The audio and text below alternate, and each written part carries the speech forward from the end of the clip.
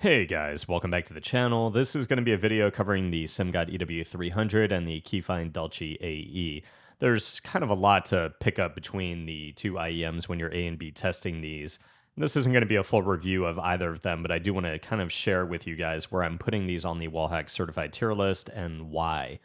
Because it has been a while since I've looked at sub $100 IEMs, and I've got some more over there. I've got the Kiwi Ears Kanta, the Awakened Dawns, and between all four of these, I still have quite a bit of testing to do because I do want to put the Kefine Delci AE against the Simgot EM6L and the Truth Hero Critical Zero as well.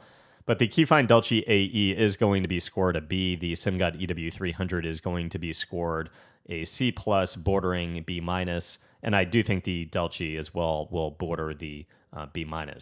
Now, the EW300 is a tribrid. It's got one dynamic driver, one planner, one PZT. The Kefine Delci is a single dynamic driver, and both of these tunings are kind of a warm U-shaped looking tuning, one that somewhat mirrors the Thea Audio Hype 4.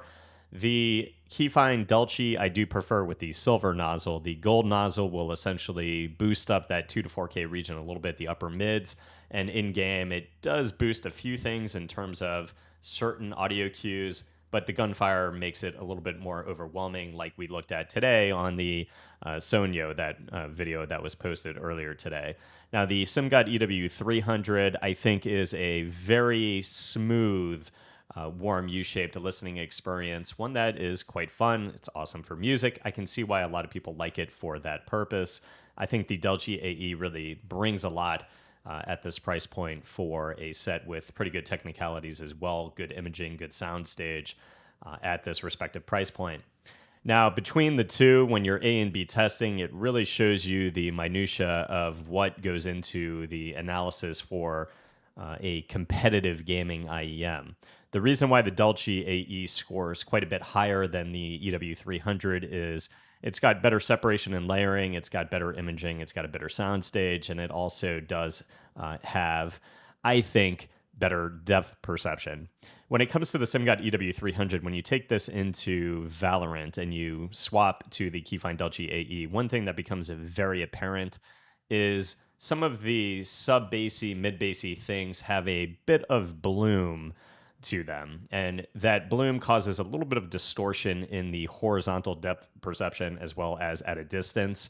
And with gunfire, with some of the thockier footsteps, with some of the audio cues that are going on, it becomes less apparent of a read of where exactly somebody is within that 360-degree radius. I think that detracts from the competitive gaming experience enough where you swap to the Delci AE and it's almost like everything becomes a little bit more clear. It's like having a radar, and as things are going on, you see those targeted hits, the red pings on that radar, right? When you move to the EW300, those pings become a little bit more blurry. So the imaging remains good on the EW300, but it's just not as clear, not as precise. And as additional things go on, the read becomes more blurry, more blurry, more blurry.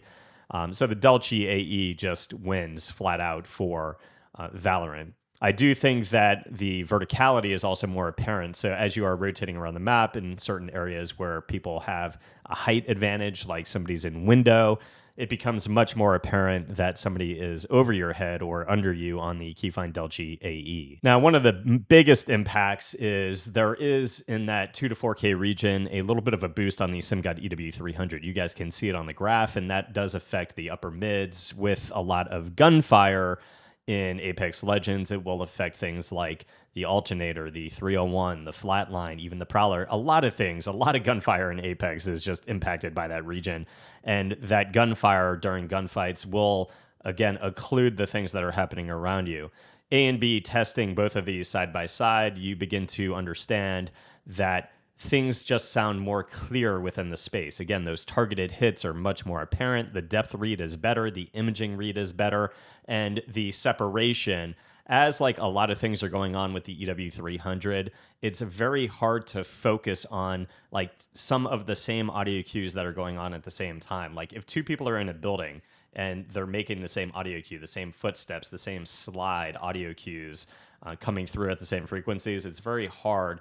It begins to have this mashed potato effect where it kind of blends together because a lot of that bloom on the EW300, whereas the Kefine Delci just remains much cleaner in those instances.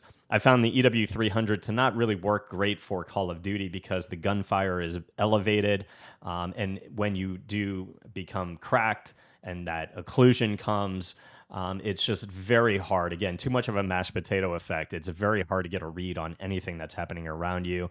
And again, that upper region does bring out things like precision airstrikes, just very abrasive as planes are flying overhead.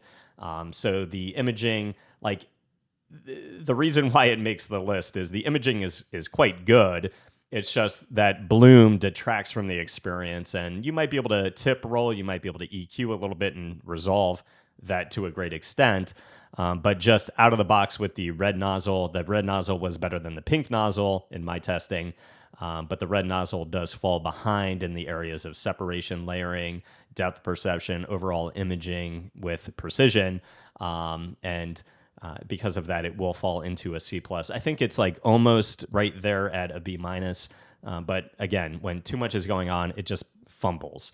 The Kefine Delci, I think this might be one of the highest scores I've given a set under $100. I think that it is exceptionally good for a set with a single dynamic driver at this price point. I could take these into Apex Legends and have a very good experience. I thought the imaging was on point, depth perception sounded good. Again, all of these things could be a little bit better with micro detail and clarity and things like shield cells coming through and slides coming through a little bit better. But man, the Kefine Delci under $100. If you guys are in need of a small IEM that has a good, comfortable fit, one that is under, again, I think it's like 89, but there's a 22% discount right now on Amazon. This is a very good gaming IEM at this price point, and I do think will compete with the Truth Theory Critical Zero and the Simgot EM6L.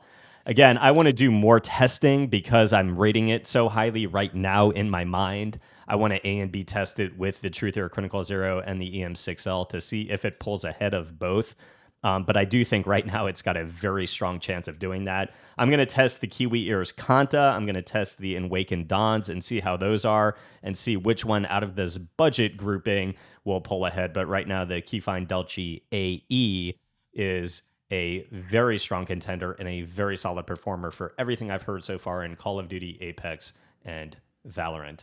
Again, guys, I just wanted to get this video out there because it's been a very long time since we've looked at some good sub $100 sets, but the Kefine Delci AE definitely pulling ahead of the EW300. I'll get some more testing done, kind of wrap up and do a full review out of the grouping that I think pulls ahead the most, but these two will be placed on the wallhack certified tier list in those rankings.